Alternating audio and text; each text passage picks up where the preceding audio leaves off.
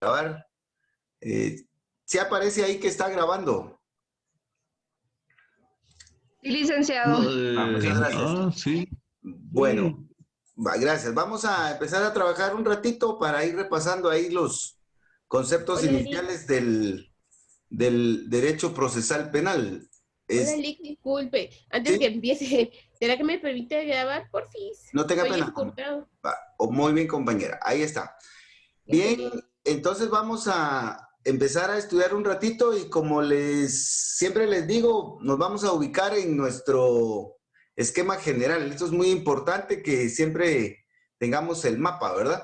Y también recordar que este esquema se divide básicamente en tres partes, ¿verdad? Los fundamentos que los tenemos de este lado, en donde está el proceso penal, el procedimiento penal, los principios que vamos a estudiar un poco hoy y también el tema de los procedimientos, que es bastante extenso y minucioso, pero debemos de estudiarlos de forma ordenada. Y finalmente, pues vamos a retomar el bloque de los intervinientes en el proceso penal.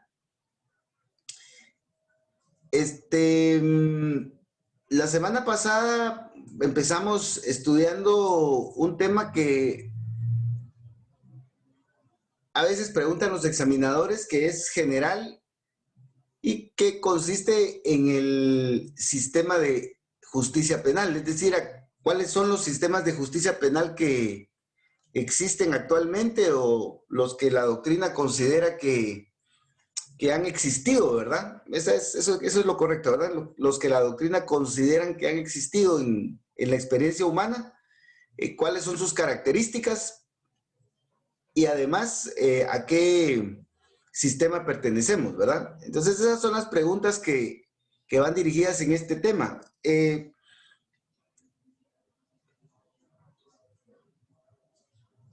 Definir ¿a qué sistema pertenecemos? Es un poquito complicado porque depende mucho de la opinión de cada uno, ¿verdad? Como les dije la semana pasada, algunos indican que porque tenemos características del sistema acusatorio y del sistema inquisitivo, pertenecemos a un sistema mixto. Otros, siempre en la doctrina, consideran que pertenecemos a un sistema mixto formal por la intervención del Estado a través del Ministerio Público. Es decir, que no es la víctima la que directamente plantea la acusación, como sucede en civil. Por ejemplo, en civil, el que se considera afectado es el actor, ¿verdad?, en contra del demandado. Aquí en penal no, porque el Ministerio Público interviene. Entonces, por eso algunos consideran que es mixto formal.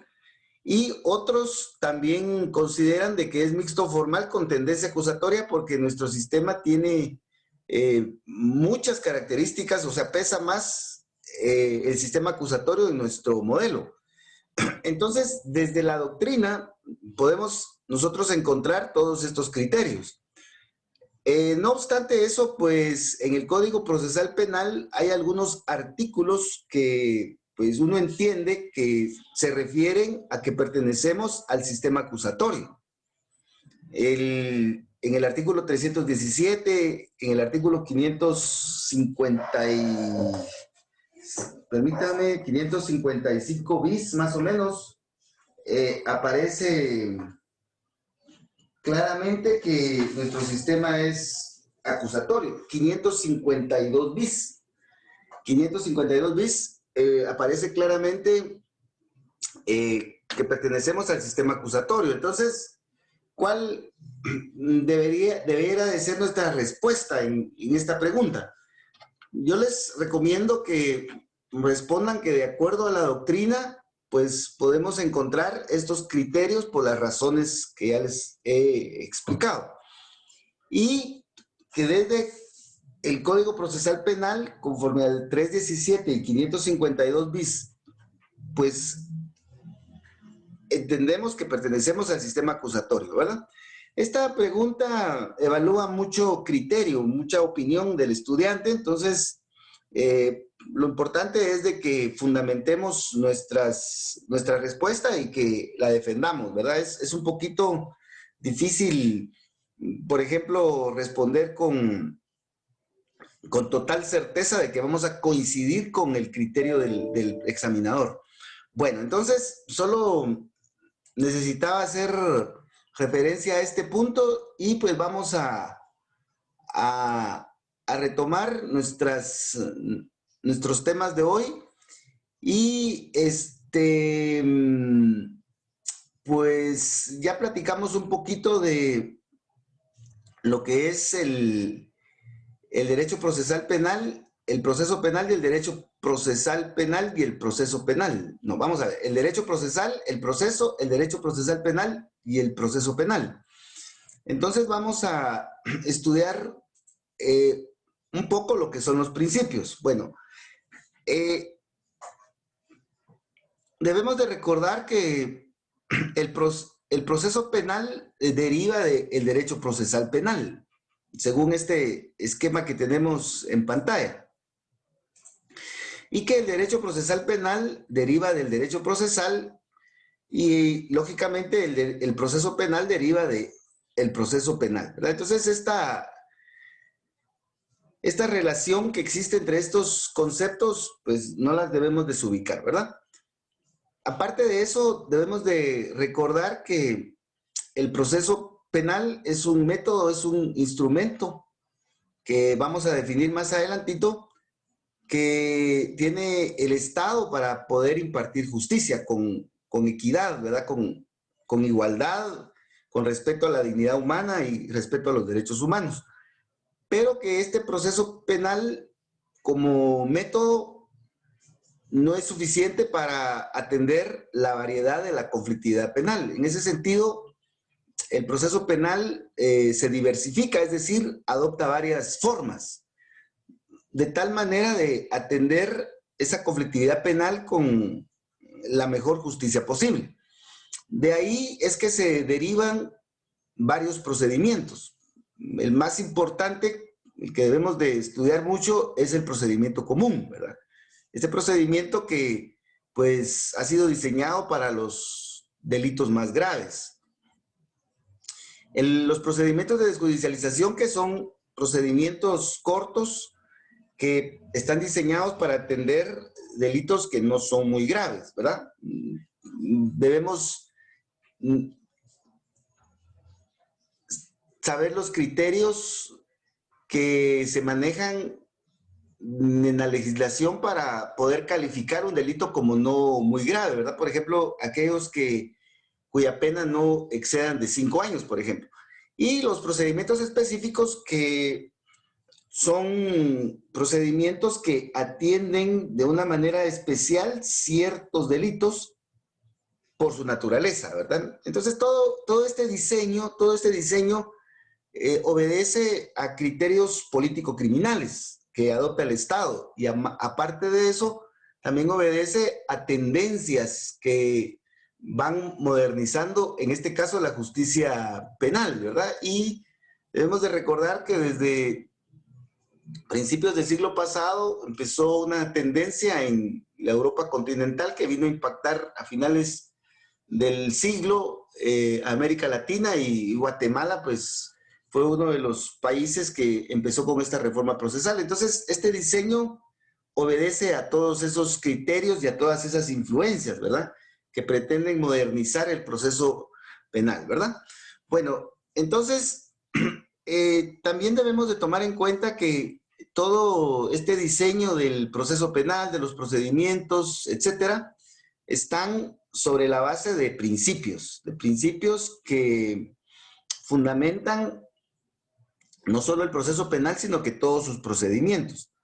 En el tema de los principios, pues ya platicamos un poco en la parte general y pues ahora vamos a tratar de ser un poco más puntuales, pero lo importante es que veamos en esta diapositiva, y es lo que quiero representar, que los principios están en la base, ¿verdad? Son los cimientos sobre los cuales se construye toda la justicia penal, toda la justicia procesal penal, los procedimientos y el proceso penal. En relación a los principios, pues ya platicamos un poco y dijimos que son los fundamentos sobre los cuales pues, se construye el proceso penal, orientan al proceso y a los procedimientos y también contribuyen a comprenderlo y también a integrar sus leyes, ¿verdad? Hay algunas discusiones que se dan en el proceso penal acerca de que si los principios y garantías pues son sinónimos, ¿verdad? Entonces, esto también depende mucho de opiniones, de interpretaciones o de criterios. Pero lo que debemos nosotros de preocuparnos es de tener la mayor claridad posible en esto y de fundamentar bien nuestras respuestas, ¿verdad? El primer criterio que existe nos dice que principios y garantías son diferentes, ¿verdad? Son diferentes. Los principios son los fundamentos, estos que vamos a estudiar, y que las garantías son las garantías constitucionales, el amparo, la exhibición personal y la inconstitucionalidad. Las garantías constitucionales son garantías porque así les llama la Constitución política en el título sexto de la Constitución y también la ley de amparo. Y aparte, pues, el amparo, la exhibición personal y la inconstitucionalidad, pues nos respaldan a nosotros los ciudadanos en contra del abuso de las autoridades. Entonces, desde esa perspectiva, pues, muchos creemos que principios y garantías son diferentes, ¿verdad? No son sinónimos. Y hay otra opinión que sostiene que principios y garantías pues son sinónimos, ¿verdad? Que son indistintamente, denominan el mismo concepto. Y este criterio pues también toma en cuenta lo que establece el Código Procesal Penal en el libro primero cuando indica principios básicos y de ahí regula garantías procesales. Entonces, algunos consideran que con ese fundamento, pues, podemos afirmar que los principios y las garantías son sinónimos. Entonces, como les digo, estas opiniones son las de, pues, nunca finalizar, ¿verdad? Entonces, lo que les aconsejo es que ustedes fundamenten bien su opinión y que la defiendan, ¿verdad? La tendencia general es considerar que principios y garantías no son sinónimos, que son diferentes. Los principios son los fundamentos y las garantías son las garantías constitucionales como lo señala la Constitución y la ley de amparo, ¿verdad? Entonces, por esa razón es de que nosotros vamos a hablar de principios, ¿verdad? Y las garantías las vamos a dejar para el derecho constitucional, allá en derecho administrativo. Es importante hacer esta aclaración acerca del uso de la terminología en este punto, ¿verdad? Bueno, a veces los examinadores nos dicen, miren, usted está hablando mucho de los principios, pero dígame en dónde dice principios. Entonces, los principios se encuentran mencionados, ¿verdad? En estos artículos, ¿verdad? En el artículo 204, en el quinto del 204 de la Constitución Política, en el quinto de la Ley de Amparo, en el 47, literal D, de la Ley del Organismo Judicial. Aquí, entre muchos otros artículos, encontramos la palabra principios. Bueno, los principios pues tienen varias funciones. La función de fundamentar todo el sistema de justicia. Si vamos a crear nuevas normas, pues los principios nos ayudan a dirigir esas normas, a interpretar las normas que muchas veces son oscuras, ambiguas o contradictorias, y también a integrar la ley cuando es necesario. Entonces, los principios tienen todas estas funciones. ¿En dónde encontramos los principios? Los principios se encuentran regados en toda la legislación, A veces queremos encontrar artículos que claramente digan principio de oralidad, por ejemplo, como aparece en el debate oral y público, o principio de publicidad. A veces quisiéramos que todos los principios estuvieran como un catálogo, ¿verdad? Sin embargo, eso no siempre sucede.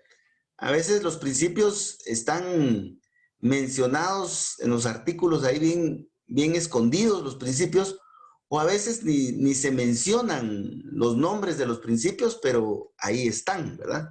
Por ejemplo, en el debate oral y público, cuando el presidente del tribunal le da la palabra al acusado para que indique si va a declarar o no, pues en ese momento se está observando el principio del derecho de defensa, ¿verdad? O, por ejemplo, cuando el juez le da la palabra al Ministerio Público para que interrogue al sindicado.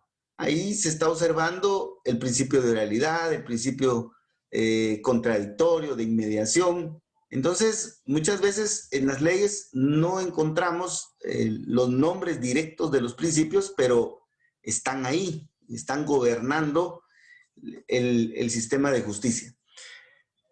Hecha esta advertencia, entonces, de que debemos saber ver en dónde están los principios los encontramos en los tratados y en los convenios internacionales en materia de derechos humanos. Y podemos nosotros revisar todos los tratados y convenios internacionales y vamos a encontrar muchos principios. Pero unos tratados y convenios que son básicos, pues está la Declaración Universal de Derechos Humanos, los pactos, pero de esos dos pactos, este me parece que es el que más tiene, el Pacto Internacional de Derechos Civiles y Políticos y la Convención Americana sobre Derechos Humanos o Pacto de San José. Este tercer instrumento internacional, pues, le gusta mucho a los examinadores por la jurisprudencia y los criterios que ha emitido la Corte Interamericana de Derechos Humanos. Entonces, pues siempre tomémoslos en cuenta, ¿verdad? Más adelantito, o en la siguiente diapositiva, vamos a ordenar un poquito el tema de los principios. También encontramos principios en la Constitución política. Los básicos son el debido proceso, el derecho de defensa, que están en el artículo 12, y la presunción de inocencia, que está en el artículo 14. Esos creo que son los que debemos de manejar, ¿verdad? Como principios rectores. Y en el Código Procesal Penal, pues tenemos también una clasificación ya muy variada y muy específica, y tenemos algunos artículos que gobiernan todo el proceso penal, y son los que están regulados en el artículo 1 al artículo 22 del Código Procesal Penal. Esos principios gobiernan todo el proceso penal. Y aparte tenemos algunos principios que gobiernan ciertas etapas del proceso. Creo que la más notoria es el debate oral y público. En el debate oral y público hay algunos principios que brillan más cuando se desarrolla esta etapa. Por ejemplo, el principio de oralidad, de inmediación, publicidad, contradictorio, etc. Entonces, de esa manera tenemos organizados los principios en el Código Procesal Penal. En las impugnaciones, por ejemplo, en el recurso de apelación, en el recurso de apelación especial, en el recurso de casación, hay algunos principios propios de esa materia. Por ejemplo, la segunda instancia, el agravio, o sea, una serie de principios propios de esa materia que vamos a estudiar cuando veamos las impugnaciones. Los principios también los encontramos en reglamentos. Hay muchos reglamentos que ha emitido la Corte Suprema de Justicia, el Ministerio Público, el Instituto de la Defensa Pública Penal, etcétera. Y también en los reglamentos encontramos muchos principios. Hay un reglamento muy importante que me parece que sí debemos de poner atención, que es el Reglamento Interior de Juzgados y Tribunales Penales, en donde se señalan muchos principios. Actualmente, a raíz de la pandemia, la Corte Suprema de Justicia se vio en la necesidad de reglamentar las audiencias virtuales o electrónicas en tiempo real. Y también ahí se consideraron una serie de principios para poder regular o reglamentar este tipo de audiencias, ¿verdad? Cuando veamos esa parte, pues vamos a ver todos esos principios. Entonces, ¿en dónde encontramos los principios? Los encontramos en estas leyes, siempre en la jerarquía normativa. Bueno, vamos a ser un poquito más puntuales y aquí les preparé este pequeño cuadro comparativo en donde tenemos mencionados los principios, ¿verdad? El tema de los principios es muy extenso.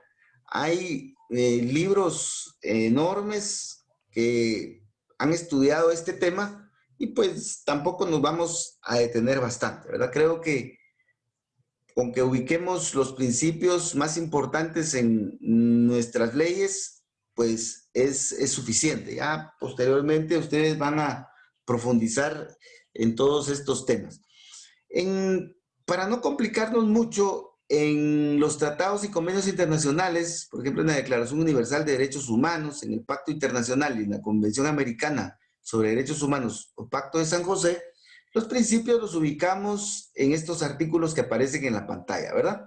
En la declaración del 8 al 11, ahí tenemos los principios, en el pacto del 9 al 15 y en el pacto de San José del 7 al 10. Ahí encontramos nosotros variedad de principios que se reducen finalmente al debido proceso, al derecho de defensa y a la presunción de inocencia. Estos son los principios rectores, ¿verdad? Ya trasladándonos a nuestra constitución política, encontramos también una serie de principios. Yo les aconsejo que no se alejen mucho de los tres principios rectores: el debido proceso, el derecho de defensa y la presunción de inocencia. Algunos doctrinarios dicen que estos tres principios son los más importantes, son los rectores, son los que están en la cúspide del gobierno de la justicia penal. Y me parece que es correcto. Y otros dicen de que de esos tres principios, el más importante es el debido proceso. O sea, de que hay una serie de propuestas, ¿verdad? Pero creo que con que manejemos los tres, el debido proceso, el derecho de defensa y la presunción de inocencia, eso nos va a ayudar bastante. Pero en la Constitución política vamos a encontrar otros principios un poco más específicos. Por ejemplo, el de detención legal en el artículo 6º o en el 7º, la notificación de la causa de la detención, los derechos del detenido, el detenido al momento de estar en esa situación, pues inmediatamente se deben de respetar una serie de derechos. El interrogatorio al que puede ser sometido el detenido, los presos, también los principios que gobiernan en los centros de privación de libertad, por ejemplo, el de derechos humanos. Los detenidos mantienen su condición de seres humanos, de personas humanas, mantienen su dignidad. Mantienen sus derechos fundamentales. Obviamente a algunos se les restringen, pero no todos, ¿verdad? También la motivación del auto de prisión, el principio de publicidad que está restringido para las partes que intervienen en el proceso, y también la prohibición de declarar contra sí o contra parientes, ¿verdad? Y así podemos nosotros en la Constitución ubicar una serie de principios, pero como les digo, en el artículo 12, el debido proceso y el derecho de defensa, y en el 14 la presunción de inocencia. En el Código Procesal Penal, pues aparecen muchos más principios, especialmente en la parte inicial, ¿verdad? Del artículo 1 al artículo 21 del Código Procesal Penal. Ahí encontramos el catálogo inicial de principios que gobiernan el sistema de justicia penal. Y en el caso del debate oral y público, por ejemplo, hay algunos principios que gobiernan o que brillan más en esa etapa.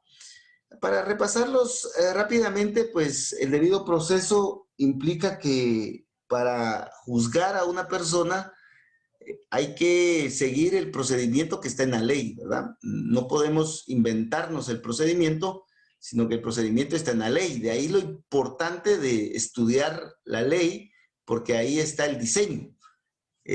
Si no juzgamos a la persona conforme a la ley, entonces ese juzgamiento devendría ilegal, ¿verdad? Eso lo encontramos en el artículo 4 del Código Procesal Penal. El principio de imperatividad deriva del debido proceso, en el sentido de que nadie puede cambiar las formas del proceso. Las formas del proceso ya están en la ley. Por ejemplo, las 5 etapas del procedimiento común ya están en la ley. Investigación, fase intermedia, juicio, impugnaciones y ejecución, que es el diseño básico, ¿verdad? Y no lo podemos variar. No podemos, por ejemplo, adelantar la fase intermedia o adelantar el juicio o atrasar la investigación y pasarla para después de la ejecución. O sea, no es posible. Entonces, el principio de imperatividad refuerza el debido proceso en el sentido de que no se puede variar, nadie puede variar esas formas, las debemos de respetar, ¿verdad? El juicio previo implica de que antes de ser juzgado hay que investigar, antes de la condena hay que juzgar y antes de ejecutar pues hay que condenar. O sea, hay condiciones previas para las diferentes etapas del proceso penal. También está en el artículo 4. El Código Procesal Penal nos define cuáles son los fines del proceso. En el artículo 5. Este artículo 5 es muy valioso. Este sí lo debemos de tener siempre presente porque básicamente ahí tenemos el concepto de lo que es el proceso penal. Pero también encontramos los fines. Este artículo es muy valioso porque lo podemos utilizar como pivote, ¿verdad? Nos puede servir de mucho. Cuando, pues, a veces uno en el examen ya no encuentra el fundamento porque se cansa o pues uno está tan pendiente de todo que no encuentra el fundamento, entonces podemos ir al artículo 5 y ese nos puede servir de fundamento. El artículo 5 nos define cuáles son los fines del proceso. Y esto nos orienta para no desvirtuar el proceso penal. En la práctica se ha denunciado mucho que se ha desnaturalizado el proceso penal. Por ejemplo, el proceso penal se ha denunciado que se ha utilizado para venganzas personales o para venganzas políticas o para bloquear candidaturas políticas, etcétera, ¿verdad? Entonces, esto pues tampoco está alejado de la realidad, pero nosotros debemos de ser muy técnicos y centrar que el fin fundamental del proceso penal es la justicia penal, es decir, castigar al culpable y absolver al inocente, ¿verdad? Bajo los parámetros que aparecen en ese artículo 5. El principio de posterioridad, que en un rato vamos a ver cómo opera, implica de que para iniciar un procedimiento específico, antes debe de existir la noticia de un hecho punible. Mientras no se dé esa condición, no se puede iniciar un proceso penal. Es decir, que el Ministerio Público o la policía debe de tener conocimiento de que posiblemente se cometió un hecho punible y eso lo habilita para poder intervenir e iniciar la investigación preliminar. Entonces, en eso consiste el principio de imperatividad. La noticia de un hecho punible como condición esencial para el inicio de un proceso penal específico. El principio de independencia aplica tanto a jueces como al Ministerio Público. El principio de independencia nos indica que los jueces deben de estar despojados de cualquier influencia externa al organismo judicial, ¿verdad?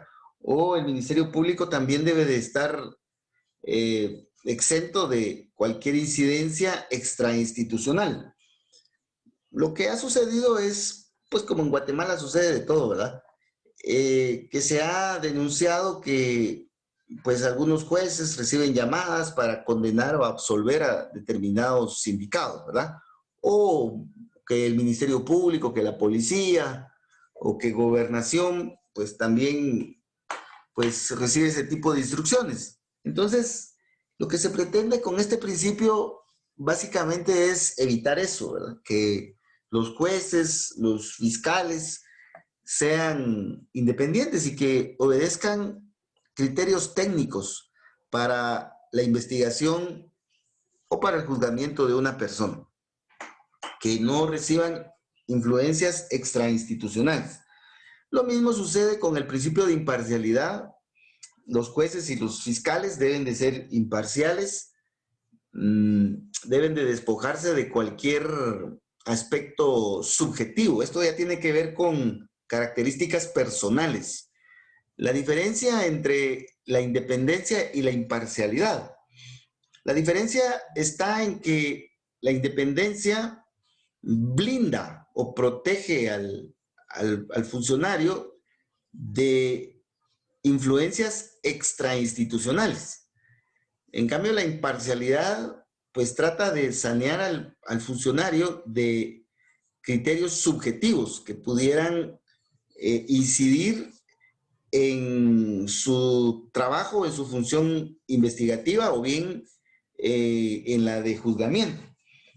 Por ejemplo, si el auxiliar fiscal o el fiscal pues tiene algún problema personal con el sindicado y con tal de vengarse, pues solo hace una investigación para perjudicarlo, por ejemplo. Esa sería violación a la imparcialidad, o un juez que pretende ayudar a un amigo para absolverlo conociendo su causa. Entonces, ahí tenemos la imparcialidad o la parcialidad de los funcionarios. Entonces, debemos de diferenciar estas dos instituciones, la independencia y la imparcialidad. Acerca de la imparcialidad, sobre todo, hay mucho que estudiar, porque debemos de recordar que de la imparcialidad derivan la facultad del juez de excusarse o la facultad de las partes de recusar al juez o inclusive al mismo Ministerio Público. Entonces, cuando un juez o cuando un fiscal consideren que hay alguna causal por la que deba de retirarse o alejarse del caso o de intervenir en el caso, pues lo debe de hacer, ¿verdad? Y pues a esta institución se le conoce como la excusa.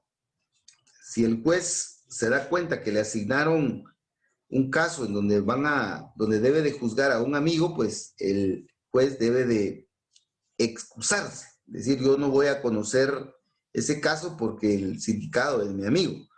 O bien, si es su enemigo, ¿verdad? El juez debe de estar despojado de cualquier subjetivismo. Y este principio también opera para el Ministerio Público, para los fiscales. Entonces, eso veámoslo, por favor, en los artículos 62 en adelante y también en el 111 del Código Procesal Penal. Si el juez no se retira del caso o no se abstiene de conocer, entonces las partes pueden recusarlo. Es decir, pedirle que no conozca del caso, ya sea al juez o al fiscal. Y pues para el efecto hay una serie de procedimientos que se deben de seguir. Todo va a depender de la etapa y del nivel del juez que se está recusando. El tema de los impedimentos, excusas y recusaciones lo tenemos regulado en la ley del organismo judicial. Primeramente, ¿verdad? Ahí tenemos las normas generales. Específicamente, encontramos este tema de los impedimentos, las excusas y las recusaciones, y este tema es bien complejo. Hay diversidad de criterios en cuanto a, más que todo en cuanto al procedimiento que se debe de seguir, pero creo que con que ubiquemos cuándo utilizar los impedimentos, las excusas y las recusaciones, me parece que es suficiente, ¿verdad? Entonces, en la ley del organismo judicial tenemos el tema en el artículo 57 en adelante. Ahí está regulada toda la actividad que debe realizar el tribunal y también las causales de recusación y de excusas, y también los impedimentos. Aparte de eso, como lo estamos analizando en el Código Procesal Penal, también tenemos un apartado propio, ¿verdad? El del 62 al 69. Entonces, por favor, veamos. En la ley del organismo judicial, este tema lo tenemos del artículo 122 en adelante al 134. Y en el Código Procesal Penal del 62 al 69. Ahí tenemos las causales por las cuales un juez o un fiscal se debe de apartar del caso, o bien las causales por las cuales las partes pueden recusar a los jueces o a los fiscales, porque tanto los jueces como los fiscales deben de ser independientes y deben de ser imparciales, ¿verdad? Bueno, hay mucho que hablar acerca de esto, pero me parece que eso es suficiente por el momento. También tenemos el principio de obediencia. Este principio de obediencia está regulado en el Código Procesal Penal y está dirigido básicamente a que debemos de respetar a los jueces y a los tribunales y debemos de obedecer sus órdenes, resoluciones o mandatos, dice el artículo 9. Y que si estamos en desacuerdo con sus órdenes o decisiones, pues debemos de impugnarlas de acuerdo a la ley. Algo importante es anotar ahí en el artículo 9 que en caso de no obedecer las órdenes, las resoluciones o los mandatos de los jueces, podemos incurrir en delito, ¿verdad? El delito de desobediencia. Entonces todo va a depender de quién no haga caso o quién no obedezca los mandatos o las decisiones judiciales o las órdenes judiciales. Porque así será la sanción que se le impondrá. Entonces veamos, por favor, el delito de desobediencia en nuestro Código Penal. Apuntemos ahí que el que no obedezca las resoluciones de los jueces comete el delito de desobediencia. No sé si alguien tiene, aquí está, el 420 del Código Penal. Entonces, por favor, ahí en el artículo 9, donde dice la infracción en el artículo 9 del procesal penal, en donde dice la infracción de estos preceptos será punible de acuerdo al Código Penal. Entonces, donde dice será punible, anoten ver artículo 420, porque el que no obedece las resoluciones u órdenes del juez comete el delito de desobediencia.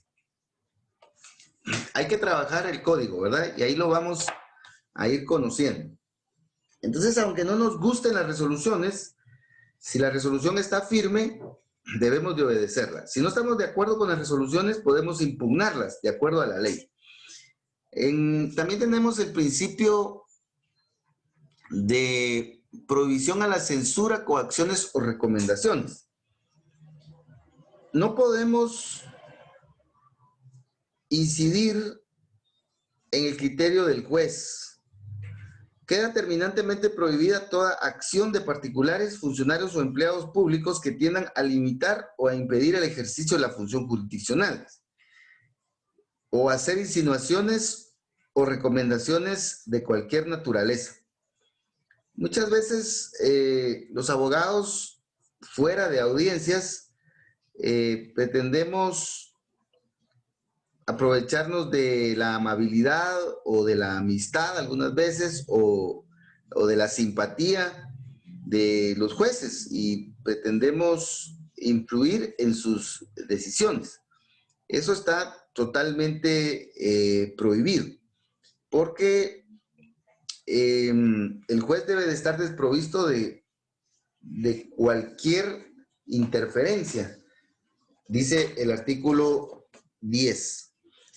Y también aquí debemos de tomar en cuenta que ahora está delicada la situación porque se puede incurrir en el delito de tráfico de influencias, ¿verdad?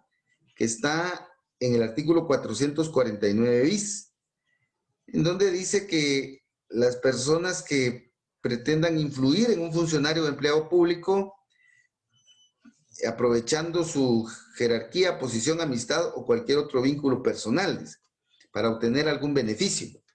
Entonces hay que tener cuidado con ese tipo de situaciones, ¿verdad?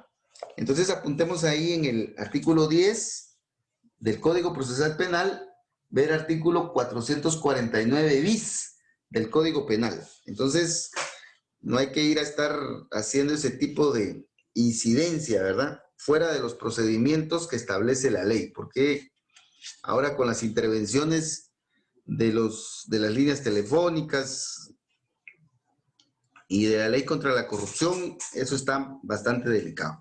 También tenemos el principio de prevalencia del criterio jurisdiccional. Este principio está en armonía con el principio de obediencia, en el sentido que si las partes, el Ministerio Público, el defensor o la víctima, no están de acuerdo con la decisión del juez, pueden impugnarlas, como lo dice el artículo 11, por los medios legales. El dar declaraciones en la prensa o insultar al juez o hacer comentarios inadecuados fuera de las audiencias o fuera del planteamiento de recursos es incorrecto, no es ético, no es profesional. Entonces, si yo no estoy de acuerdo con la condena, lo mejor es como defensor, es que me vaya a la oficina, que me ponga a estudiar el caso, que me ponga a estudiar la doctrina, que me ponga a estudiar la ley, la jurisprudencia, y que arme un recurso de apelación muy técnico, ¿ya? Y me abstenga a estar haciendo comentarios en contra del juez, que el juez no sabe, que el juez es injusto. Ese tipo de cuestiones no son éticas y no son profesionales. Si yo no estoy de acuerdo con la absolución, lo que tengo que hacer como fiscal es irme a la oficina, ponerme a estudiar el caso, ponerme a estudiar y armar un buen recurso y plantearlo, ¿verdad? De esa manera yo puedo plantear mi inconformidad, pero no ir a la prensa o estar haciendo comentarios extra proceso. Eso es lo que nos indica el artículo 11. Este tema de las impugnaciones lo vamos a ver con mucho detalle más adelante. Este famoso principio de fundamentación que está en el 11 bis, A este, por favor, también pongámosle mucha atención. Aquí vamos en el 11, ¿verdad? En el 11 bis. Este artículo exige a los jueces que expliquen o que motiven, fundamenten o que detallen las razones de sus decisiones cuando emitan autos o sentencias. El juez puede decidir dictar prisión preventiva o falta de mérito, pero nos debe de explicar, de acuerdo a la ley, por qué dicta la falta de mérito o por qué dicta la prisión preventiva. Nos tiene que explicar. En un Estado democrático y en un Estado en donde se busca que el proceso sea racional, el juez nos debe de dar explicaciones racionales, nos debe de dar explicaciones lógicas, nos debe de dar explicaciones de acuerdo a la ley. Entonces, el juez nos debe de explicar. Pero esta explicación, en este artículo 11 bis, debe de estar en el marco de las pruebas, el hecho y el derecho. El juez nos debe de decir qué pruebas tomó en cuenta y por qué pruebas no tomó en cuenta y por qué, que en qué hecho finalmente creyó el juez y qué artículos y por qué está aplicando esos artículos para dictar prisión preventiva, por ejemplo, o para dictar la falta de mérito. Entonces, este artículo 11 bis nos dice que el hecho que el juez haga referencia a lo que dijeron las partes o a mencionar partes del expediente, eso no es fundamental. El juez debe de dar su propio razonamiento explicándonos por qué tomó la decisión. Entonces, este artículo 11 bis es el caballito de batalla de, sobre todo, los defensores, ¿verdad? Pidiéndole explicaciones a los jueces. Y hay abundante doctrina legal en la Corte de Constitucionalidad acerca del principio de fundamentación. No debemos de exigir amplias explicaciones, sino que la explicación debe de ser concreta, debe de ser técnica y debe de ser racional. Eso es lo que la Corte de Constitucionalidad indica en su jurisprudencia, ¿verdad? Pero, por favor, veamos que así como nosotros, los defensores, los fiscales y los abogados, pedimos explicaciones a los jueces, también nosotros, cuando hacemos peticiones o cuando le formulamos requerimientos al juez, debemos también explicarle los fundamentos de nuestros requerimientos. Y eso está en el artículo 109 del Código Procesal Penal. 109. Veamos, por favor, el artículo 109. Ahí se indica que el Ministerio Público y demás sujetos procesales, o sea, el defensor, el querellante, dice que deben de demostrar y argumentar su pretensión. Entonces, si yo le digo al juez, señor juez, como defensor solicito que declare la falta de mérito a favor de mi patrocinado y que ordene su libertad, le tengo que explicar por qué le estoy pidiendo eso al juez. Le tengo que decir, señor juez, porque hay detención ilegal. Señor juez, porque nadie lo vio. Señor juez, porque dicen que lo detuvieron flagrantemente y no le encontraron el dinero. Entonces, yo le tengo que explicar al juez también por qué estoy pidiendo la falta de mérito y la libertad de mi cliente. Y de la misma manera, el Ministerio Público, si está solicitando la prisión preventiva, debe de explicar esas razones, pero debe de ser muy concreto el Ministerio Público, el defensor y el abogado. En cuanto a las pruebas, a los hechos y el derecho, algunas veces argumentamos de manera muy general y eso no es correcto, porque el caso es concreto y debemos de ser muy precisos en nuestras argumentaciones. Inclusive algunos abogados hasta mencionan el folio y le dicen al juez, señor juez, en el folio tal, en el anverso, en tal párrafo, ahí dice que al sindicado le encontraron al momento de su detención el arma de fuego. Se lo leo literalmente, señor juez, y le lee la partecita. Entonces, la fundamentación debe de ser muy concreta, ¿verdad? En las peticiones. Entonces, así como le exigimos al juez en el 11 bis que nos explique, también el 109 le impone a los abogados que expliquen las razones de sus peticiones, ¿verdad? Debemos de recordar de que esas son las exigencias del modelo democrático. Bueno, acerca del principio de fundamentación podemos hacer una tesis doctoral, pero creo que con esas ideas podemos seguir avanzando. El principio de obligatoriedad. Algunos principios son muy parecidos, pero siempre hay que darles una repasadita. Que está en el artículo 12, indica que la función de los tribunales en procesos es obligatoria, gratuita y pública. Esto implica que los jueces deben de impartir justicia, no deben de abstenerse de impartir justicia. Y este artículo 12 está relacionado con el artículo 15, en cuanto a que los jueces deben de juzgar y deben de decidir. El juez debe de decir si sí o no, pero lo debe de decir. No puede decir, miren, en este caso yo no puedo decidir porque no quiero, sino que el juez está obligado a decidir, salvo que haya alguna causa legal, ¿verdad? Por ejemplo, que el juez sea incompetente. Si el juez es incompetente, entonces ahí sí debe de abstenerse de conocer y de decidir, según lo establece el artículo 40 en adelante. Debemos de recordar que todos los funcionarios, especialmente los jueces, lo primero que deben de conocer es su competencia.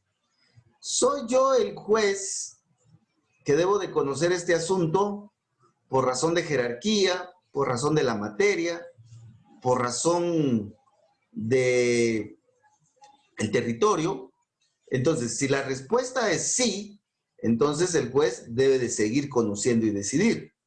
Pero si la respuesta es no, entonces el juez inmediatamente debe de decir, yo no conozco este caso y que se traslade a donde corresponde. Entonces, si el juez es competente, debe de decidir. Debe de decidir.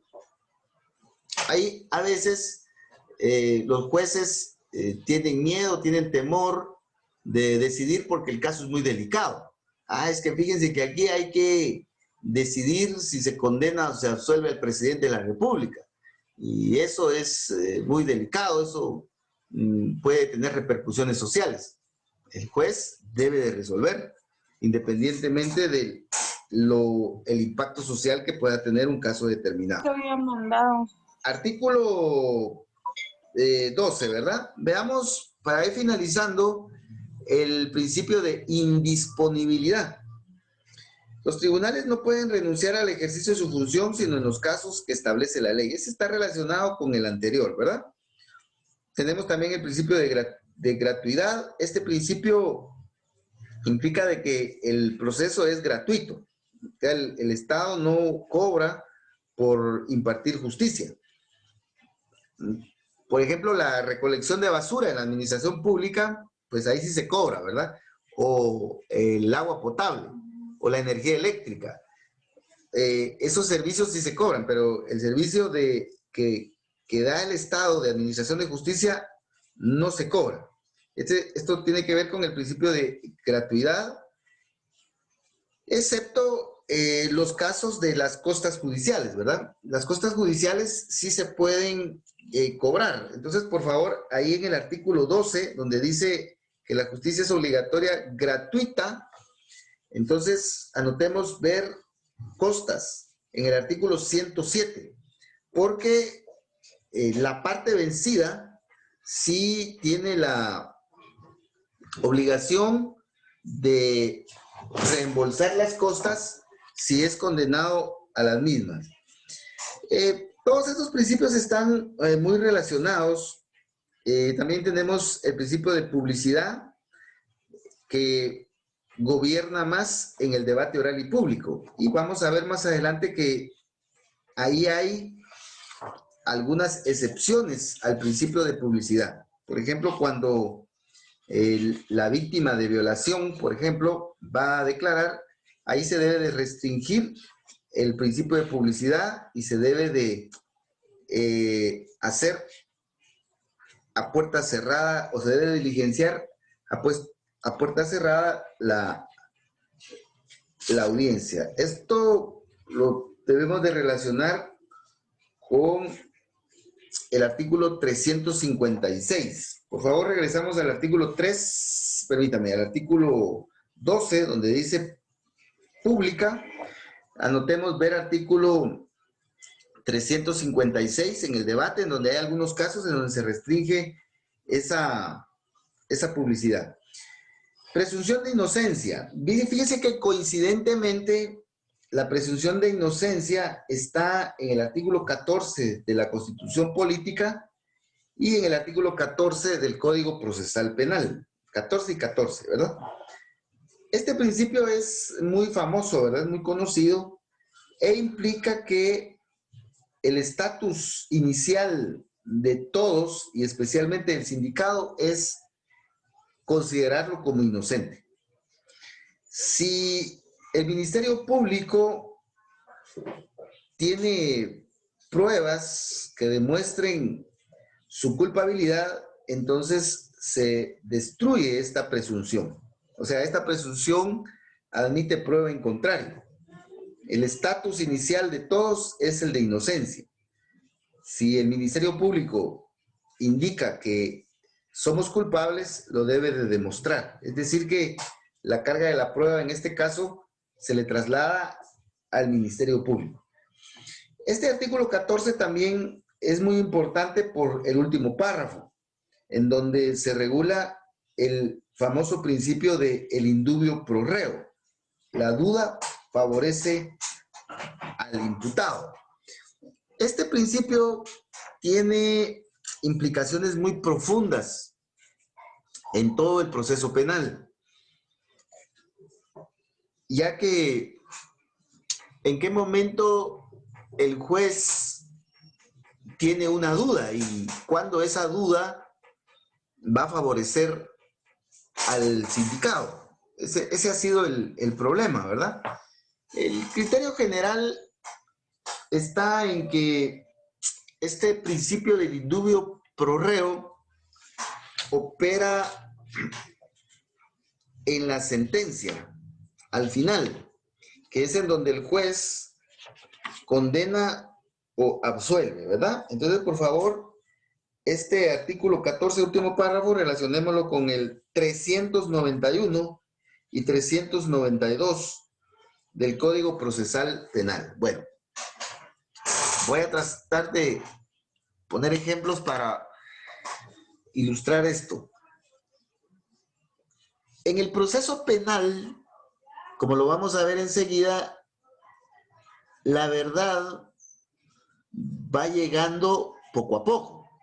O sea, no tenemos de la noche a la mañana la verdad de lo que ocurrió en la cantina. Esa verdad va llegando poco a poco. Pero es necesario ir avanzando en el proceso y el juez debe de ir tomando decisiones. ¿A qué me quiero referir con esto? Es que en la etapa de investigación o en la etapa intermedia, el juez no necesita tener la certeza absoluta de la responsabilidad del sindicado. No necesita tener esa certeza absoluta, sino que lo que necesita el juez para vincular al proceso al sindicado, para dictarle o imponerle medidas de coerción o para abrir a juicio, es una probabilidad, es decir, el hecho de que el juez crea que con los medios de investigación que le presenta el Ministerio Público, posiblemente el sindicado participó en el hecho. Entonces, esa posibilidad es suficiente para dictar auto de procesamiento, imponer medidas de coerción, inclusive abrir a juicio, como lo dice el artículo 332 del Código Procesal Penal. Ahora, en el debate, el tribunal para condenar necesita tener certeza. Entonces es diferente la probabilidad de la certeza. Ya la certeza, el tribunal debe de estar muy convencido que el acusado fue para poder condenar. Entonces, esto es importante tomarlo en cuenta para introducir el concepto o la categoría de la duda. Entonces, si el juez tiene duda en la primera declaración, pero tiene elementos para creer que el sindicado participó en el hecho, entonces lo va a vincular a proceso. Si el juez tiene alguna duda, pero tiene elementos para creer que posiblemente el sindicado participó en el hecho y ya se agotó la investigación, entonces el juez va a dictar auto de apertura. Pero ya en el debate, al dictar sentencia, después del debate en la sentencia, si el tribunal de sentencia tiene duda de la participación del sindicado, entonces ahí lo debe de absolver. Ahí lo debe de absolver porque hay duda, porque su estado de convicción no es de certeza en la participación del acusado, ni certeza en la no participación, sino que en una situación intermedia, una situación racional intermedia, en donde hay elementos para creer que él fue y para creer que él no fue. Entonces, ante esa duda, entonces el juez debe de absolver al acusado. Entonces, la duda tiene mayor impacto en la sentencia, que es en donde el juez debe decidir en definitiva. Este ha sido el criterio que se ha manejado de este indubio pro reo, ¿verdad? Que es muy famoso en la doctrina. Y tiene mucho también contenido, pero para ir avanzando, me parece que eso es suficiente. Vamos a ver otros principios como el de declaración libre. El acusado tiene derecho a declarar o de abstenerse a declarar y que la decisión que tome, si no va a declarar, pues no debe de crear un prejuicio en el juez. A veces creemos que, como dicen en civil, el silencio otorga. Así, si no está diciendo nada es porque él fue. Entonces, esa no es la mentalidad que debe de tener el juez. El sindicado o el acusado tiene derecho de quedarse callado y no por eso vamos a pensar o vamos a deducir que él fue. Ese es el mandato que aparece en el artículo 15 del Código Procesal Penal. Este artículo 15, por favor, relacionémoslo con el artículo 16, que se refiere al proceso penal, al artículo 16 de la Constitución, donde dice en proceso penal. Este artículo 16 de la Constitución es específico del proceso penal. En proceso penal, ninguna persona puede ser obligada a declarar contra sí misma, ni contra su cónyuge, ni contra su persona unida de hecho legalmente, ni contra sus parientes dentro de los grados de ley. Artículo 16 relacionado con el 16 de la Constitución con el 15 del procesal penal. Entonces, recuérdense que este es un derecho, pero de la misma manera, el sindicado o el acusado, si él lo considera, puede decir, sí, yo fui, o confesar, ¿verdad? Entonces, El acusado también tiene derecho a reconocer su responsabilidad o su participación. Este principio está desarrollado ampliamente en el Código Procesal Penal, por ejemplo, en el artículo 81 en adelante, y también en el debate oral y público. Ahí vamos a desarrollar más este principio. Veamos también que en el proceso penal se deben de respetar los derechos humanos de todos, según el artículo 16 del Código Procesal Penal.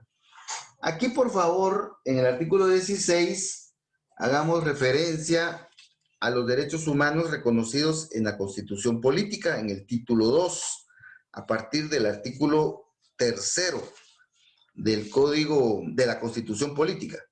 Y también, por favor, hagamos referencia a que todos los tratados y los convenios internacionales en materia de derechos humanos también deben de ser observados en la justicia penal, tal y como lo establece el artículo 44 y el artículo 46 de la Constitución Política. Entonces, por favor, los derechos humanos deben de ser un eje transversal de la justicia.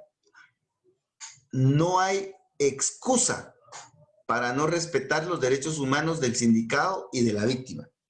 ¿Ya? El sistema de justicia se basa en el respeto de los derechos humanos de todos. Y finalmente, por favor, veamos otros principios que también son bastante famosos en la doctrina, como lo es el de la única persecución. Este principio de única persecución en la doctrina también se le conoce como el non bis in idem, o también el nen bis in idem. He revisado algunos textos y algunos le llaman non bis in idem y otros nen bis in idem. Bueno, independientemente de esas denominaciones, lo cierto es que en el artículo 17 se indica que el principio lo conocemos como única persecución, única persecución. Este principio implica que el Estado tiene solo una oportunidad para investigar, pedir el juzgamiento y lograr la condena del sindicado. Solo tiene una oportunidad. Si pierde esa oportunidad, ya no tiene otra. Por eso dice única persecución. Entonces el Estado, a través del Ministerio Público, tiene solo una oportunidad para perseguir y lograr la condena del sindicado. Si no lo logra, entonces ya no lo puede hacer una segunda vez, una tercera vez, una cuarta vez, etc. Entonces, aquí tenemos como el juego del gato y el ratón, ¿verdad? El gato es el Estado a través del Ministerio Público y el ratón es el sindicato. Entonces, el gato tiene una oportunidad para atrapar al ratón. Si no lo atrapa, ya no lo puede atrapar nuevamente. Esa es la idea que debemos nosotros tener en relación a este principio, que lógicamente está condicionado a muchas situaciones o a muchas regulaciones, ¿verdad? Pero ¿cuándo el Ministerio Público pierde esa oportunidad? Por ejemplo, si ya tuvo una oportunidad de persecución y no lo logró, ¿cuándo es que la pierde? Entonces, a eso se refiere el artículo 17. En algunas oportunidades, en la primera declaración, el sindicado logra una falta de mérito y logra su libertad. Entonces, en ese caso, el Ministerio Público puede seguir investigando y puede intentar nuevamente la persecución penal del sindicado, porque la falta de mérito no finaliza irrevocablemente con el proceso. Entonces, esto lo tenemos en el artículo 272 del Código Procesal Penal. Entonces, la falta de mérito no le quita la oportunidad al Ministerio Público para seguir persiguiendo al sindicado. Por ejemplo, la clausura provisional, y si el sindicado a través de la clausura provisional obtiene su libertad, no le quita la oportunidad al Ministerio Público de continuar la persecución penal. Entonces, podemos observar que hay algunas decisiones del juez que pueden favorecer al sindicado, pero eso no implica que el Ministerio Público ya no lo pueda seguir persiguiendo. O sea, el Ministerio Público lo puede seguir haciendo. Por ejemplo, si el juez declara sin lugar una solicitud del Ministerio Público de aprehensión, entonces esa decisión del juez que le favorece al sindicado tampoco le quita al Ministerio Público o limita al Ministerio Público para la persecución penal. Solo hay algunas decisiones que sí le limitan al Ministerio Público continuar con la persecución. Y vamos a identificar algunas por el momento, pero hay muchas y las vamos a ir estudiando en los efectos que tienen los diferentes procedimientos que hay en el proceso. Por ejemplo, veamos, para ser bien puntuales, en el caso del criterio de oportunidad, los efectos del criterio de oportunidad. Si se otorga el criterio de oportunidad a favor de una persona, el proceso queda archivado por un año, por si hay algún cambio en las condiciones. Pero si pasa ese año y no se revoca el criterio de oportunidad, entonces ahí se cierra el proceso y ya no hay posibilidades de abrirlo nuevamente, ¿verdad? Entonces, veamos en el Código Procesal Penal este efecto. Veamos en el artículo 25, ahí vamos a encontrar la regulación de el criterio de oportunidad. Vamos a ver, estoy buscando el artículo porque está un poco escondido. El criterio de oportunidad no podrá otorgarse más de una vez. El Ministerio Público tomará las previsiones necesarias para el estricto... Permítame, por acá está que sí está un poquito escondido esta regulación. Si alguien lo tiene por ahí, en donde dice que el criterio de oportunidad se otorga un plazo de un año. Y al finalizar ese año, ya se extingue la persecución penal. El ICA está en el 25. ¿Me escuchan? En el artículo 25, dice, ¿en qué párrafo estará, compañera? Ah, sí, en el último, ¿verdad? Dice, por favor. Está después de los numerales. Gracias. Dice, la aplicación del criterio de oportunidad, gracias, compañera. La aplicación del criterio de oportunidad provocará el archivo del proceso por el término de un año, dice. Entonces aquí dice, al vencimiento del cual se extinguirá la acción penal. Entonces, ahí donde dice, al vencimiento del cual se extinguirá la acción penal, esto se entiende en el sentido de que el Ministerio Público ya no puede perseguir al sindicado, ¿verdad? Lo mismo sucede con la suspensión condicional de la persecución penal en el artículo 27, en donde se establece que al aplicar la suspensión condicional de la persecución penal y al quedar firme esta decisión, y sobre todo al pasar el periodo de prueba, veamos el artículo 27 en el último párrafo, dice, transcurrido el periodo, es decir, el periodo de prueba, sin que el imputado hubiere cometido un nuevo delito doloso, se tendrá por extinguida la acción penal. Es decir, que por ese delito ya no se le puede perseguir. Entonces aquí tenemos dos ejemplos claros, pero vamos a ubicar otros ejemplos que son importantes. Por ejemplo, el caso del sobreseimiento. Ese es el sueño del sindicado, ¿verdad? Es lo que más añora el sindicado.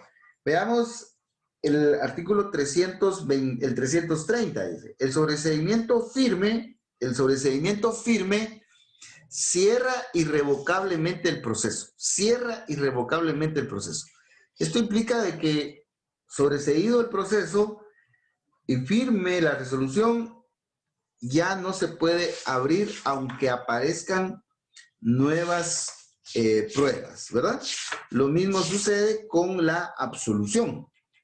Si la absolución, veamos en el 391, si la absolución queda firme, entonces ya no se puede perseguir al sindicado aun cuando aparezcan nuevas pruebas que demuestren su responsabilidad. Entonces, por favor, tengamos cuidado con este artículo de la única persecución, porque el examinador puede preguntarnos ese tipo de situaciones. Y finalmente tenemos otro principio también que tiene sus variantes, como lo es el de cosa juzgada. Lo primero que debemos de dimensionar aquí es qué es la cosa juzgada. La cosa juzgada es un concepto que se aplica en todas las áreas procesales. Y lo tenemos, y la tenemos, perdón, regulada en la ley del organismo judicial. Ahí tenemos la cosa juzgada en el artículo 155. Entonces, por favor, el artículo 155 de la ley del organismo judicial hay que relacionarlo con el artículo 18 del Código Procesal Penal. ¿Qué es la cosa juzgada? La cosa juzgada es el asunto que ya fue conocido y decidido y que la decisión ya está firme. Entonces, cuando un asunto ya se decidió y ya se agotaron todos los recursos o no se interpusieron recursos, entonces ese asunto concreto pasó, como dice la doctrina, en autoridad de cosa juzgada. Es decir, que ya se escribió en piedra, ya no se puede abrir. Entonces, lo mismo sucede con el proceso penal. Un proceso fenecido, dice. Un proceso fenecido, dice el artículo 18, un proceso terminado, ya sea por que se aplicó criterio de oportunidad, porque se aplicó suspensión condicional de la persecución penal, porque fue sobreseído o porque hubo una absolución, o puede ser también que haya una condena, aunque aquí pues está la regla excepcional, ya no puede ser abierto, dice, ya no puede ser abierto. Si ya finalizó el proceso y ya está firme la decisión, ya no puede ser abierto el proceso. A esto se le llama cosa juzgada. El asunto ya fue juzgado, ya está firme, ya no se discute más. Solo hay una excepción de reabrir el proceso. Veamos el artículo 18, dice, excepto en los casos de revisión. Entonces, veamos la revisión en el Código Procesal Penal y esa revisión... 453. Gracias, la tenemos en el artículo 453, como dice la compañera. Y dice que solo en el caso de revisión el proceso se puede reabrir. Aquí siempre pongo un ejemplo muy concreto, aunque hipotético, ¿verdad? Porque pues ya falleció el sindicado. Vamos a pensar en el, como es público también, ¿verdad? Vamos a pensar en el caso de la señora Sicabiza. Vamos a suponer que el esposo, pues, fue condenado y está cumpliendo una condena por femicidio a 50 años. Entonces, ya lleva 15 años de estar cumpliendo condena y ese proceso, pues, ya está finalizado con condena. Ya es cosa juzgada. ya se discutió, ya se decidió que él es el responsable y que pues debe de cumplir su condena. Pero resulta que a los 15 años aparece la señora, aparece la señora.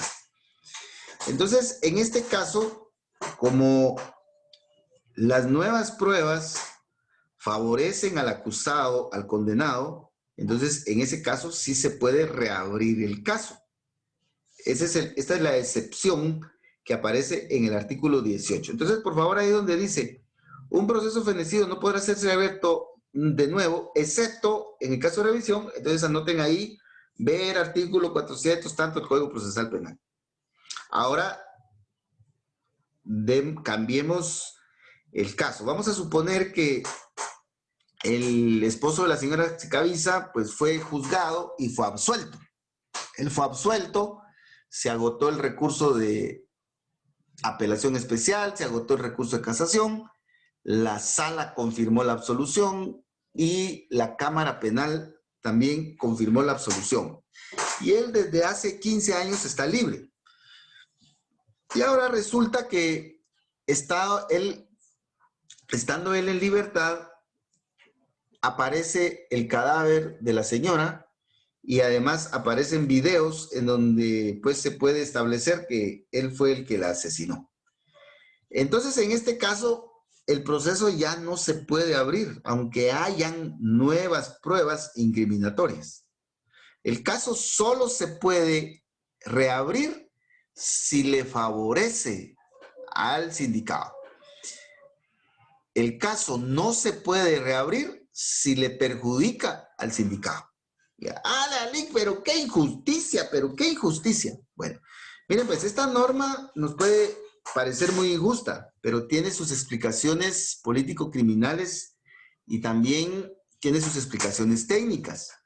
Entonces esto hay que revisarlo despacio y tiene que ver mucho con la oportunidad de la averiguación de la verdad que tiene el Estado a través del Ministerio Público y tiene que ver también mucho con el nivel de certeza de nuestra justicia y de nuestra investigación. Entonces, al final la norma concluye en estas dos posibilidades. Finalmente, pues tenemos el principio de continuidad. El proceso no puede interrumpirse. Aquí me recuerdo que la doctrina indica que el proceso es como un río que va río abajo, dice. La investigación del Ministerio Público, la persecución del sindicado debe de ser como un río que va para su desembocadura, no debe de detenerse por ninguna razón. Todo proceso que inicia debe de finalizar y no hay excusa para suspenderlo, para interrumpirlo o para finalizarlo. El proceso debe de ser continuo y debe de llegar a sus últimas consecuencias. Eso es lo que establece el artículo 19. Sin embargo, tiene sus excepciones, dice. El proceso solo va a suspenderse, interrumpirse o finalizar antes de la sentencia en los casos que establece la ley. Veamos, por favor, ahí donde dice 19, dice, sino en los casos. ¿Qué nos puede preguntar el examinador aquí? Mire, dígame en qué casos expresamente el proceso sí puede suspenderse, sí puede interrumpirse o sí puede hacerse cesar. Señáleme algunos ejemplos. Entonces, por favor, veamos el artículo 310 del Código Procesal Penal que fue reformado y ahí indica que el Ministerio Público, al recibir la denuncia, la querella o la prevención policial, si considera el Ministerio Público, esta es una función del Ministerio Público, es una función de calificación, de tipificación.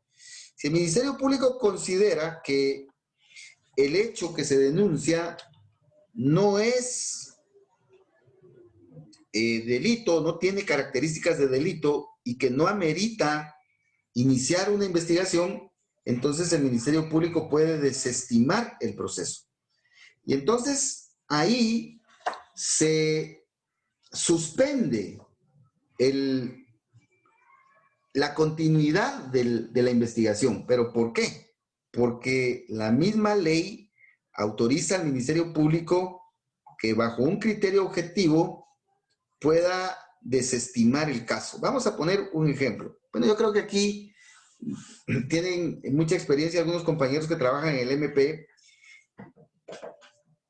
y pueden convalidar esto. Vamos a suponer que una persona, un ciudadano denuncia que prestó 5,000 quetzales y que el deudor no le ha pagado. Y presenta su denuncia. El Ministerio Público tiene que recibir la denuncia como vaya, ¿verdad? Porque todos tenemos derecho a denunciar. Entonces el Ministerio Público va a analizar la denuncia y se va a dar cuenta que el hecho no constituye delito. Porque la misma Constitución política, los tratados y convenios internacionales dicen que por deuda no hay prisión. Porque es una deuda, ¿verdad? Entonces, el Ministerio Público de entrada ya va a decir que el hecho no constituye delito, que no amerita una investigación, que no amerita la investigación del Ministerio Público, y el Ministerio Público desestima esa denuncia, de acuerdo al artículo 310. Lógicamente, ahí en el 310 aparece un procedimiento en donde el denunciante o la víctima puede solicitar la revisión de esa decisión del Ministerio Público. O bien, también aparece otra variante en donde en algunos casos el Ministerio Público debe de ir con el juez para poder desestimar la denuncia. Pero estas son variantes, ¿verdad? El punto concreto al que quiero llegar es de que cuando se presenta una denuncia, puede ser que esa denuncia no prospere, porque el Ministerio Público la desestime, porque considere que el hecho no constituye delito. Puede ser también que un esposo denuncie a su esposa por infidelidad conyugal, por ejemplo. Entonces, la infidelidad conyugal o el adulterio no es delito. Entonces, el Ministerio Público, al leer la denuncia, pues puede determinar que el hecho no constituye delito, no amerita una investigación. Es más, si el Ministerio Público investigara ese hecho, me parece que estaría actuando ilegalmente. Entonces, este es un ejemplo de cómo la continuidad del proceso puede suspenderse, ¿verdad?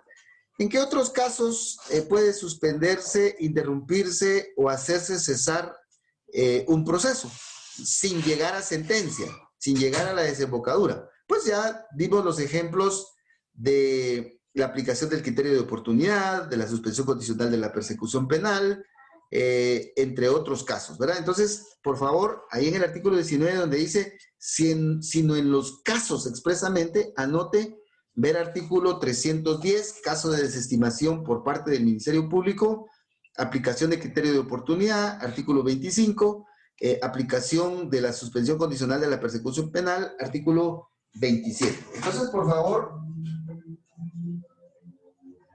de esa manera debe de ir estudiando la ley y haciendo sus anotaciones. Para finalizar, tenemos el derecho de defensa, el principio de defensa, que está regulado en el artículo 12 de la Constitución, y la igualdad en el proceso, que tiene su asidero en el artículo 4 de la Constitución Política. Entonces, miren, pues, acerca de estos principios hay mucho que hablar. Realmente el examen solo pudiera versar sobre los principios, pero aquí les estamos dando una miradita así rápida para que veamos cómo van apareciendo esos principios a lo largo del proceso y la utilidad que tienen. Finalmente tenemos los principios especiales que gobiernan algunas etapas del proceso penal. Pues aquí me voy a referir únicamente al debate, pero también nos podemos referir a la fase de ejecución, a la fase de intermedia o cualquier otra fase del procedimiento. Pero el debate es el que más ilustra este tema. En el debate oral y público, como lo vamos a desarrollar en su oportunidad, hay algunos principios que brillan más en esa etapa. Y tenemos ahí la oralidad, porque el juez debe dirigir el debate de manera verbal. Los abogados, tanto los defensores, los fiscales, como los abogados del querellante, deben de expresarse de manera oral. Los testigos deben de llegar personalmente y declarar de manera verbal, con la modalidad actual de que siempre de forma verbal, pero de forma virtual o electrónica. Entonces, aquí lo que nosotros podemos observar es que en el debate oral y público se enfatiza más en el principio de oralidad, el acceso al público, publicidad y la presencia de todos, ya sea de manera personal o de manera virtual, que materializa la inmediación. Lógicamente, estos principios tienen algunas excepciones. Por ejemplo, cuando se incorporan documentos, por ejemplo, el certificado de defunción o el certificado de nacimiento, ahí pues hay escritura, ¿verdad? O cuando se limita la publicidad, va a declarar la víctima de violación y pues las partes muchas veces le hacen preguntas muy íntimas, ¿verdad? Entonces, o a veces se desvirtúa el interrogatorio y como dice la Yuridia ahí en sus TikTok, ¿verdad? Se le hacen preguntas muy eróticas. Entonces, a veces se desvirtúa el interrogatorio y llega a esos niveles. Entonces, no podemos exponer a la víctima al público, ¿verdad? Ante una situación tan difícil psicológicamente hablando. También tenemos el principio de continuidad, que lo vamos a desarrollar. El debate debe de iniciar y debe de finalizar lo antes posible, y hay plazos. Se puede suspender en algunos casos que la misma ley señala y que vamos a analizar también, ¿verdad? El debate debe de ser contradictorio. Todas las partes tienen el derecho de fiscalizar, de examinar las pruebas y manifestar sus inconformidades o su oposición respecto de las mismas. Bueno, entonces, estos son los principios que como ejemplo brillan en el código, en el debate oral y público. De ahí, pues encontramos en este reglamento algunos principios como son la gestión de calidad, accesibilidad, simplicidad, serenidad, concentración, continuidad e inmediación. Aquí regresamos a estos principios de inmediación, oralidad, gratuidad y publicidad que ya encontramos en el Código Procesal Penal. Ahí podemos hacer la relación, ¿verdad? Y el de lealtad procesal. Estos principios inspiran unas modificaciones que se le hicieron al proceso penal buscando tener una justicia más pronta y más cumplida. En el sentido de que, si bien es cierto, en Guatemala pues ya teníamos nosotros el sistema acusatorio, todavía faltaba hacer algunas modificaciones, sobre todo en el despacho judicial, para que la justicia fluyera un poco más. Y entonces se implementó este reglamento y se implementaron estos principios para agilizar un poquito más esa justicia, ¿verdad? Y ahí en el reglamento, pues, podemos ver con mayor precisión en qué consisten estos principios. Entonces, por favor, miren, pues, si en alguna área del examen técnico profesional al examinador le llama mucho el tema de los principios, es en dos. En derecho de trabajo, que estudiamos un poco ayer, y en procesal penal. En estas dos áreas podemos encontrar algunas preguntas de los principios. Tal vez por eso fue que me tardé un poquito hoy hablando rápidamente de estos principios, pero sí esperen en procesal penal preguntas acerca de principios, ¿verdad? Bueno, ya para ir finalizando, ya vamos a pasar directamente a lo que son los procedimientos penales sobre la base del proceso penal. Siempre debemos nosotros de contextualizar los diferentes conceptos para relacionarlos, ¿verdad? ¿Qué podemos concluir en relación al proceso penal? Bueno, primeramente vamos a tomar en cuenta que las palabras proceso penal sí se mencionan en la ley. Ya vimos, por favor, en la Constitución Política, en el artículo 17, que el constituyente sí mencionó proceso penal. Proceso penal. Veamos, es en el 16, perdón. Es en el 16, dice proceso penal. Dice, bueno, ahora veamos el artículo 5, dice el proceso penal. Entonces, el proceso penal es un concepto que está en la Constitución Política y que está en el Código Procesal Penal. No lo estamos inventando, ¿verdad? Sino que tiene una existencia jurídica. ¿Pero qué es el proceso penal? En términos generales, porque hay muchas definiciones de proceso penal, primeramente vamos a concebir al proceso penal como un concepto general, muy general, ¿verdad? Que consiste en un método, en un instrumento o en un medio que el Estado pues adopta, y todo va a depender del tipo de Estado. Nosotros tenemos un Estado democrático, republicano y representativo, según el artículo 140 de la Constitución. Entonces nuestro proceso debe de ser coherente con esa forma de Estado, ¿verdad? Entonces nuestro proceso también debe de ser democrático, republicano, respetuoso de derechos humanos. Pero el Estado, a través de este proceso, conoce y debe de resolver con el jus puniendi que tiene el conflicto. Les guste o no les guste a los ciudadanos, al acusado, al MP, el Estado, a través de los jueces, debe de decidir el conflicto, porque no puede quedar ese conflicto sin resolverse, porque eso generaría mucho descontento social, y el Estado debe de resolver ese conflicto para dar certeza, ¿verdad?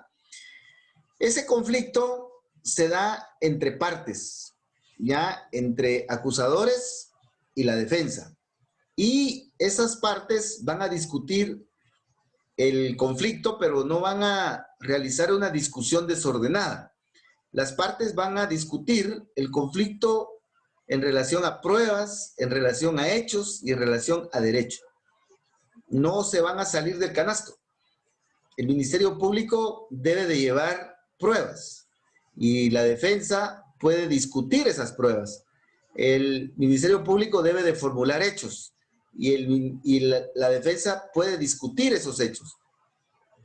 Y también el Ministerio Público va a invocar normas aplicables al caso y la defensa puede discutir esas normas. Entonces, el conflicto va a ser discutido en estas tres esferas: en las pruebas, en los hechos y en el derecho, para que haya un orden, ¿verdad? En ese sentido, el juez también va a emitir su sentencia sobre esos extremos. Veamos el artículo 11 bis, aquí aplicando ya el principio de fundamentación. El juez debe de emitir su sentencia explicando las pruebas, los hechos y el derecho, ¿verdad? Y de esa manera, pues, el proceso penal cumple con su finalidad de que el Estado, a través de los jueces, resuelva el conflicto emitiendo una sentencia condenatoria o absolutoria. Esta es una definición básica de lo que es el proceso penal. Tenemos muchas, pero esta es una muy básica, ¿verdad? Algunos aspectos que debemos de considerar en el proceso penal es de que el proceso penal actual incluye la investigación. En cambio, el proceso civil no. Por ejemplo, en el proceso civil, el actor hace su propia investigación, va al registro de la propiedad, va al archivo general de protocolos, etcétera. Hace su propia investigación y ya cuando tiene todo finalizado, pues plantea la demanda, ¿verdad? Antes de la prescripción. En cambio, en el proceso penal no. En el proceso penal, la investigación que realiza el Ministerio Público forma parte del control que debe de ejercer el Estado sobre la investigación. Entonces, esa es una diferencia entre el proceso civil y el proceso penal. Para finalizar, por favor, veamos que el proceso penal pues fue concebido para que se diligencie de manera presencial, ¿verdad? Esa es la exigencia de un proceso oral, de un proceso inspirado en la inmediación y un proceso inspirado en el contradictorio. Sin embargo, por las situaciones que estamos viviendo de la pandemia, pues eso se ha tenido que modificar, ¿verdad? Y la presencialidad Doctor, ahora ha cambiado a ser virtual y electrónica, ¿verdad? Pero se mantiene la esencia del proceso doctor. penal. Sí, sí, ¿alguien desea participar? Sí, doctor, fíjese que tengo una duda respecto a eso. Ok, dígame. Que fíjese que yo leo mucho el principio de imperatividad, el artículo 3 del Código Procesal Penal. Dice que los tribunales y los sujetos procesales no por las formas del proceso ni la de sus diligencias o incidencias. Y el 204 dice que condiciones necesarias de la administración de justicia. Los tribunales de justicia en toda resolución o sentencia observarán obligatoriamente el principio, bueno, de que la Constitución prevalezca. Bueno, creo que no tiene mucha relación. Pero en sí, la Corte Suprema de Justicia toma decisiones. En este caso, por la necesidad, se iniciaron los procesos virtuales en los órganos jurisdiccionales, en algunos órganos jurisdiccionales. Sin embargo, estará, tendrá alguna fundamentación para haber implementado eso, porque muchas veces algunos jueces han comentado que muchas veces la Corte Suprema de Justicia toma decisiones y ellos tienen la obligación de impartir justicia conforme a la Constitución y a las leyes. Pero ellos a veces toman decisiones que, pues, puede hacer que para facilitar sus actividades o las funciones competentes, pero que como que no tienen la fundamentación para poder llevarlas a la práctica. ¿Qué opinas? Vaya, gracias, muy amable. Hay muchas decisiones y muchos reglamentos que se emiten por las diferentes instituciones que entran a este análisis y que pues las posturas de los distinguidos colegas pues también son razonables. La Corte Suprema de Justicia y también la Corte de Constitucionalidad modificaron la forma en realizar estas audiencias, en primer lugar, atendiendo a las condiciones que enfrentamos este año por la pandemia, ¿verdad? Y por otro lado también a las exigencias de que la Administración de Justicia debía de continuar. Bueno, entonces como que esa razón flexibilizó mucho los criterios en relación a estas reformas. Por otro lado, pues también la influencia de la tecnología en todas nuestras actividades, pues también es innegable. Y en los reglamentos que se emitieron también se consagró un principio, que es el principio de voluntariedad.